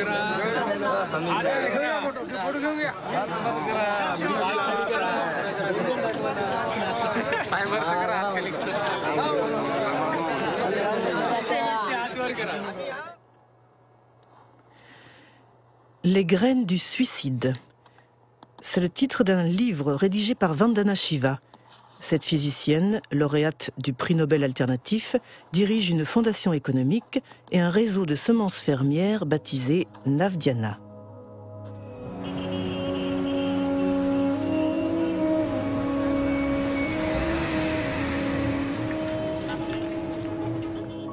Vandana Shiva s'est d'abord battue contre la première révolution verte, celle des années 1960 qui a introduit l'agriculture industrielle en Inde. Aujourd'hui, elle dénonce ce qu'elle appelle la seconde révolution verte, celle des OGM de Monsanto protégés par des brevets. La différence entre les deux, c'est que la première révolution verte était dirigée par le secteur public. Les agences gouvernementales contrôlaient la recherche. La seconde révolution verte est dirigée par Monsanto. La deuxième différence, c'est que la première révolution verte avait certes l'objectif caché de vendre plus de produits chimiques, mais sa motivation principale était tout de même de fournir plus de nourriture et d'assurer la sécurité alimentaire. Au bout du compte, même si cela s'est fait au détriment d'autres cultures comme les légumineuses, on a produit plus de riz et de blé pour nourrir les gens. La seconde révolution verte n'a rien à voir avec la sécurité alimentaire. Son seul but, c'est d'augmenter les profits de Monsanto. Ils ont toujours dit que la manipulation génétique était un moyen d'obtenir des brevets. C'est cela leur vrai objectif. Si vous regardez la stratégie de recherche que Monsanto déploie en ce moment, la firme est en train de tester une vingtaine de plantes où elle a introduit des gènes BT. La moutarde, le gombo, l'aubergine, le riz et le chou-fleur.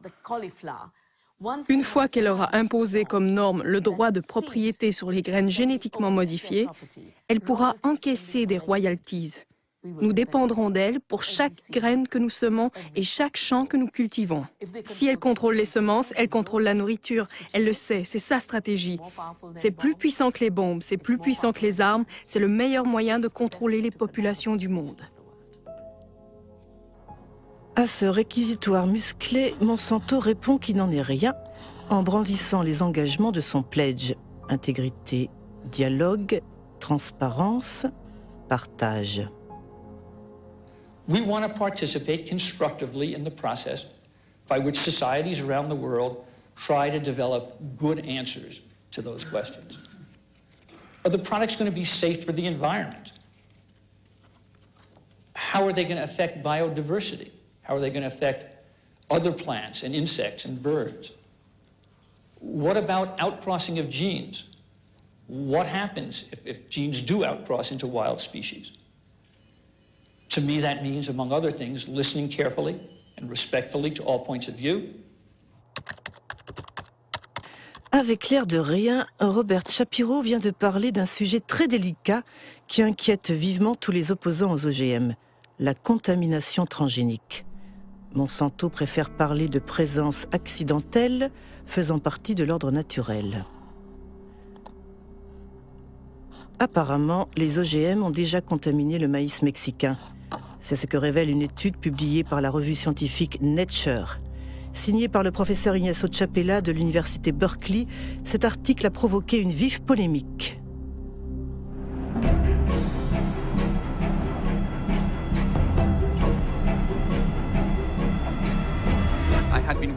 J'ai travaillé pendant 15 ans avec des communautés indiennes d'Oaxaca, au Mexique, pour leur apprendre à analyser leur environnement eux-mêmes.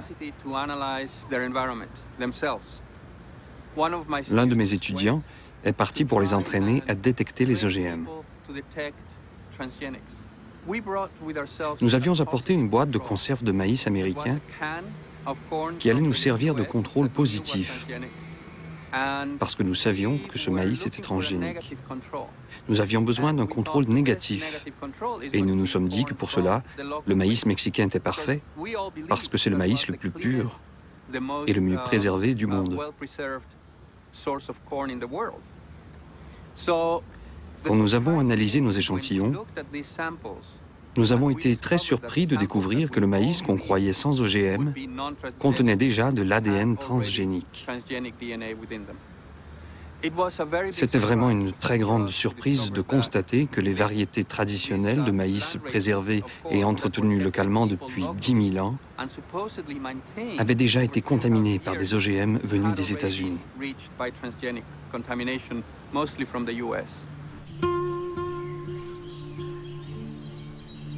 Le Mexique représente le centre d'origine du maïs.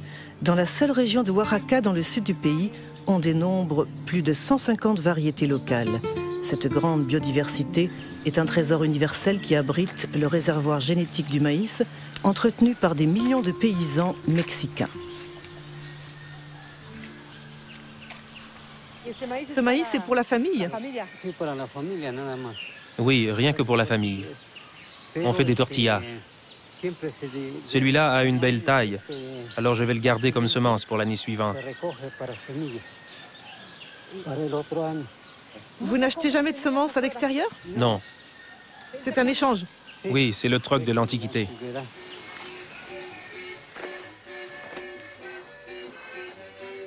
Pour préserver la diversité de son maïs, le Mexique a interdit les cultures transgéniques.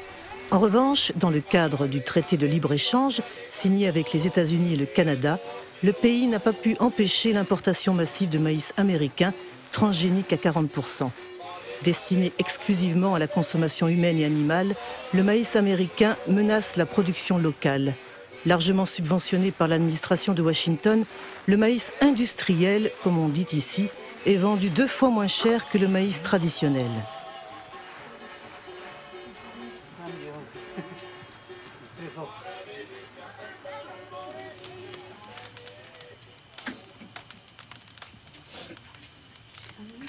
Vous faites toujours les tortillas avec du maïs local? Oui. Il est naturel et donne plus de rendement. Et puis, il est plus nourrissant, car il vient d'une terre pure.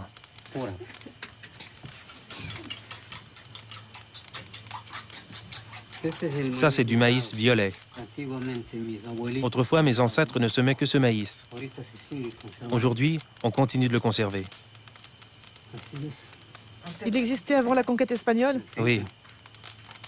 Et maintenant, il y a une autre conquête. C'est quoi la nouvelle conquête? La conquête transgénique, qui veut détruire tout ça en faisant disparaître le maïs local pour que domine le maïs industriel.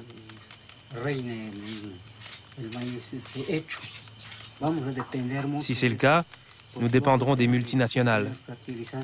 Nous serons obligés d'acheter les engrais et les insecticides qu'elles vendent. Car sans ça, leur maïs ne poussera pas. Alors que le maïs local marche très bien sans engrais ni herbicides. Vous voyez, il est très beau.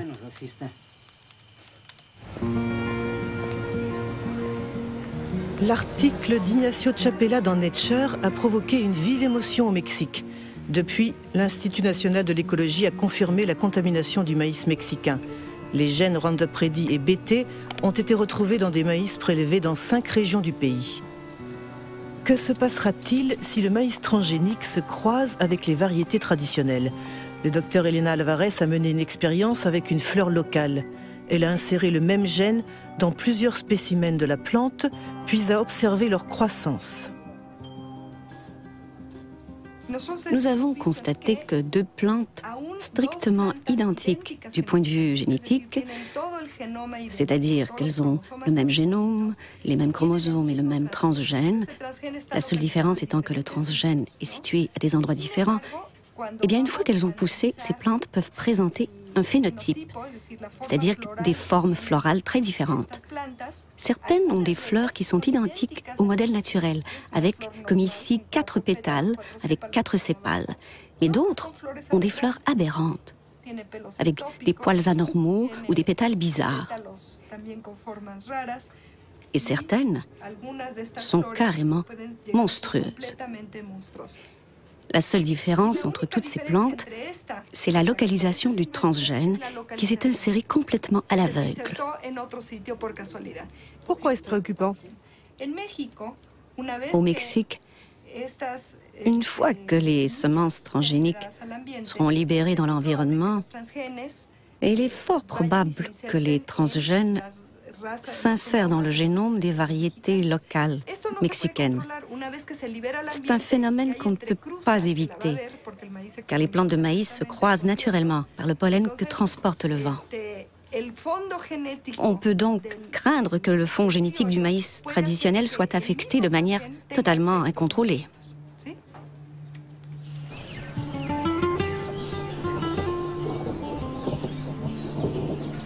Buenos días, los seguimos invitando para que podamos platicar con ustedes un momento en relación a las actividades que se están produciendo actualmente del maíz, sobre todo por la contaminación por transgénicos. Aldo Morales dirige une organisation indienne. Depuis 2 ans, il mène une campagne d'information dans les communautés de Oaxaca. Les craintes exprimées par le docteur Alvarez ont déjà été vérifiées sur le terrain.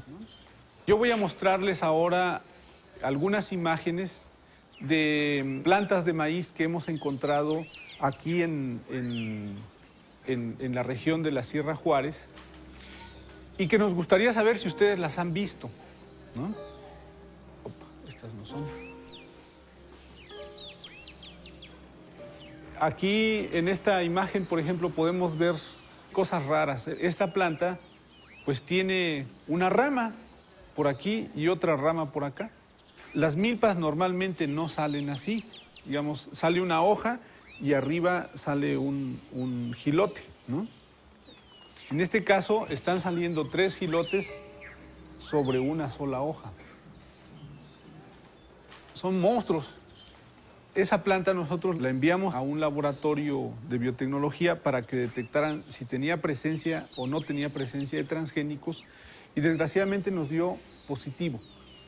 Miren, plantas como esta las hemos encontrado sobre todo en la calle, en algún jardín, porque seguramente alguien fue a comprar el maíz a la tienda y pues iba caminando y se le cayeron algunos maíces y esos maíces crecieron, ¿no?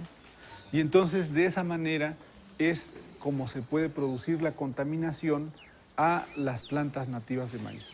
Lo que yo entiendo que en el futuro, si se deja que esto se prolifere dentro de los cultivos de los campesinos, al rato nosotros vamos a tener que comprar maíz porque nuestro maíz ya no va a servir. Es preocupante. ¿Qué debemos de hacer? ¿Cómo le vamos a hacer, no?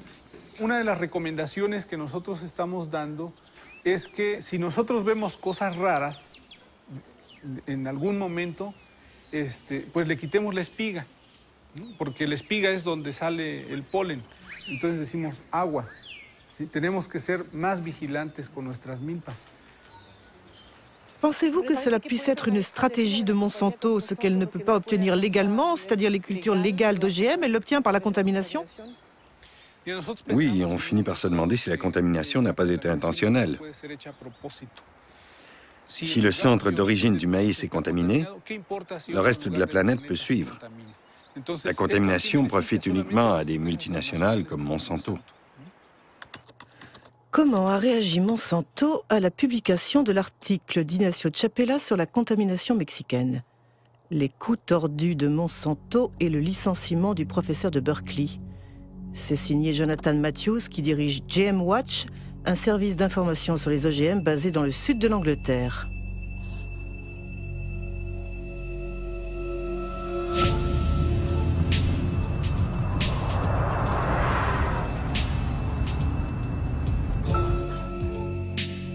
D'après Jonathan Matthews, Ignacio Chapela a été victime d'une campagne lancée sur AgBioWorld, un site pro-OGM.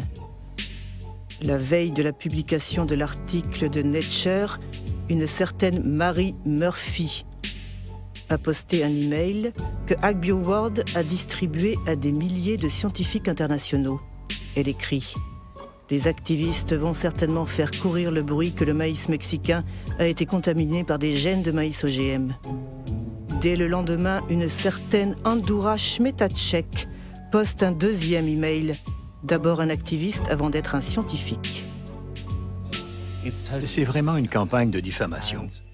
Les 2 premiers jours, on a d'abord Murphy et Smitacek qui entrent en scène. Et puis, il y a d'autres scientifiques qui réagissent en disant « Nous devons faire campagne contre cela. Nous devons inonder Nature d'emails en disant que cette étude n'est pas sérieuse. » J'ai passé beaucoup de temps à chercher qui étaient Smitacek et Murphy.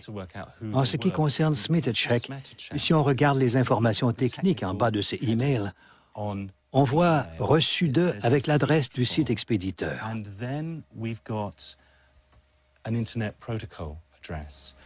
Il suffit de la copier et de vérifier sur un annuaire des sites Internet.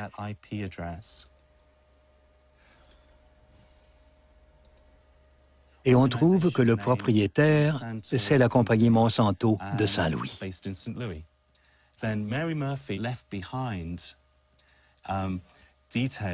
Quant à Mary Murphy, elle a laissé quelques indices qui m'ont aussi permis de remonter jusqu'à elle. On voit que les emails postés par Mary Murphy ont pour adresse bw6.bivwood.com. En cherchant, on trouve que bivwood.com, c'est le nom d'une agence de communication appelée Groupe Beavings. Et parmi ses clients, il y a Monsanto. Des faux scientifiques, c'est vraiment des coups tordus. Oui, on peut parler de méthodes très sales qui piétinent l'éthique la plus élémentaire. Elle révèle une compagnie qui est prête à tout pour imposer ses produits partout dans le monde, y compris à détruire la réputation de tous ceux qui peuvent lui faire obstacle. L'accusation de Jonathan Matthews a été reprise par la presse britannique, mais Monsanto a préféré l'ignorer. Tandis qu'elle poursuit son irrésistible ascension, la firme défend sa vision d'un monde transgénique censé résoudre le problème de la faim et de l'environnement dans la plus grande harmonie. L'expérience pratique démontre clairement que la coexistence entre l'agriculture transgénique et l'agriculture conventionnelle ou biologique est non seulement possible, mais qu'elle se passe pacifiquement partout dans le monde.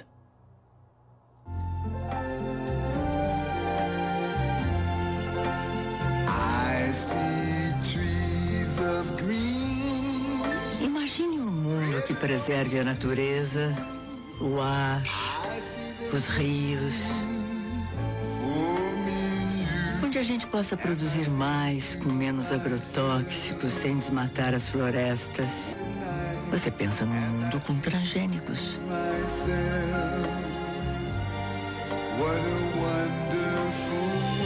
Uma iniciativa Monsanto com apoio da Associação Brasileira de Nutrologia.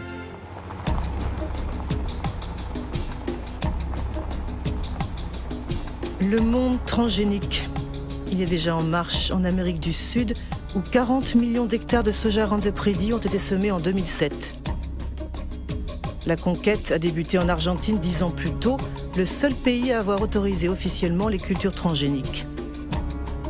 Depuis, les OGM se sont répandus mystérieusement dans les pays voisins, comme le Brésil ou ici le Paraguay.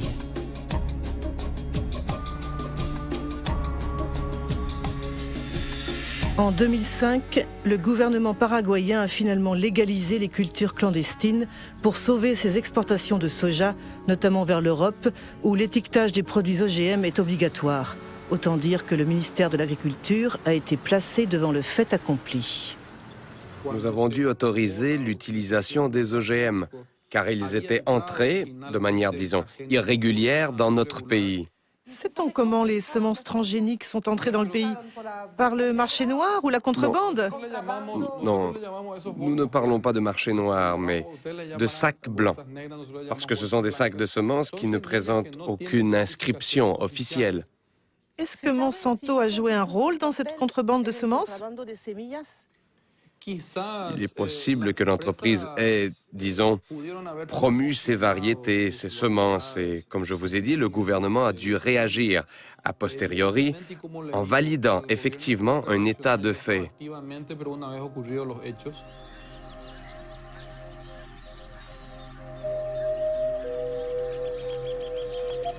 Quelle qu'en soit l'origine, la contrebande fut une bonne affaire pour Monsanto. Dès que les cultures furent légalisées, la compagnie a obtenu que les producteurs payent des royalties sur chaque tonne de soja produite, comme au Brésil.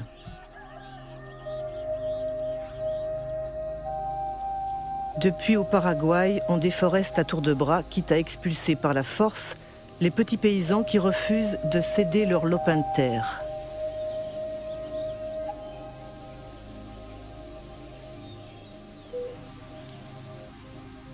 Jorge Galeano dirige une organisation paysanne qui se bat contre la progression de ce qu'il appelle le désert vert. Nous avons ici un exemple de ce qu'est une culture de soja transgénique. En fait, c'est une monoculture qui détruit tout ce qu'il y a sur son passage.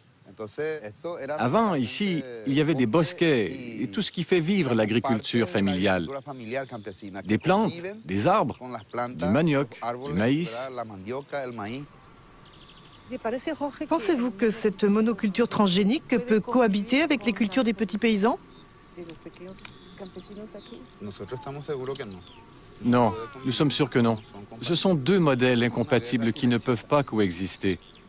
C'est une guerre silencieuse qui élimine des communautés et des familles paysannes et détruit la biodiversité de la campagne. Elle apporte la mort, la pauvreté, des maladies et anéantit toutes les ressources naturelles qui nous font vivre. Aujourd'hui, partout dans le pays, on arrose de Roundup, par avion ou avec des épandeurs conduits par des ouvriers agricoles sans aucune protection. Et on arrose jusqu'aux portes des maisons ou près des cultures vivrières des petits paysans. Chaque année, des récoltes sont détruites et des milliers de personnes contaminées.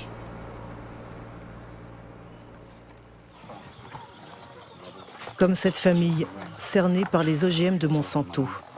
Les parents sont inquiets pour leur fils Pedro, qui chaque jour doit traverser les champs de soja pour aller vendre des galettes de maïs fabriquées par sa mère.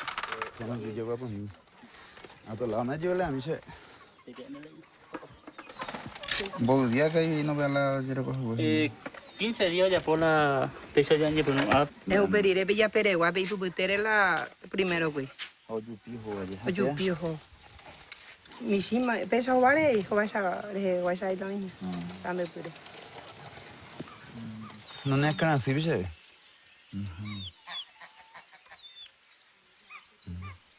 Come bien. Te dia hoy do usted vete mi umia ya poina jugo hamba ande uina. Misa sa ibe le karube. Qua, qua carube sí. O carube sí coina, pero algunas veces hay que le carube y más nada de. Así es, vivimos. Tomamos el agua, intoxicado, muriendo de nosotros 60 patos con ganso. Ahí viene y enseguida cae y muere. Porque allá se pasaba, se mata todo. Ahí en la altura. Y cuando llueve viene el agua y el pato vive por el agua. Y por eso. Au Paraguay, 2% de la population détiennent 70% des terres cultivées et avec les OGM, la concentration ne cesse de s'accentuer. Les 3/4 des producteurs de soja sont des étrangers qui placent leur argent dans le nouvel or vert. Avec la crise de la vache folle et l'interdiction des farines animales, et plus récemment l'engouement pour les biocarburants, les cours du soja se sont envolés, provoquant une ruée sur les cultures Roundup Ready. D'après le dernier recensement paraguayen, 100 000 personnes quittent chaque année la campagne pour s'installer dans les bidonvilles des grands centres urbains. La majorité a fui le soja transgénique de Monsanto, destiné à nourrir les poules, les vaches et les cochons d'Europe. Ñaña imita sobre el modelo de producción de la soja transgénica promovido por Monsanto. Pea Obrecoja, hay empresa multinacional tu cheiteía, un vapor en todo el mundo. Y el objetivo es el control del alimento, allá la producción de alimentos en el mundo.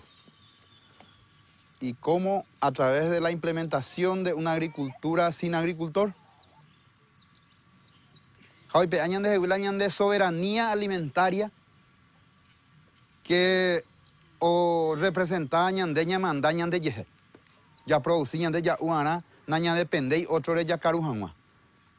Tenemos que luchar por nuestra soberanía, tenemos que luchar por nuestra tierra, tenemos que defender nuestra comunidad, tenemos que defender nuestra familia y tenemos que defender nuestro país.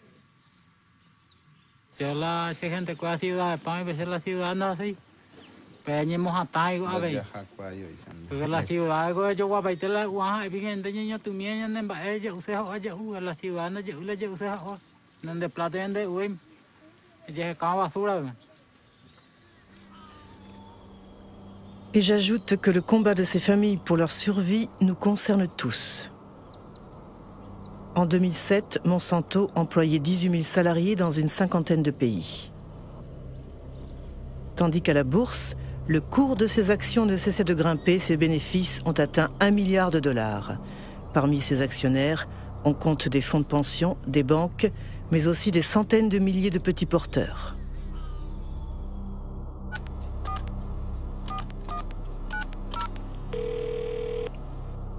Chris Horner.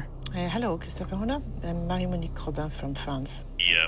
Oui, nous apprécions votre insistance à demander une interview, mais nous avons eu plusieurs conversations internes et nous n'avons pas changé notre position.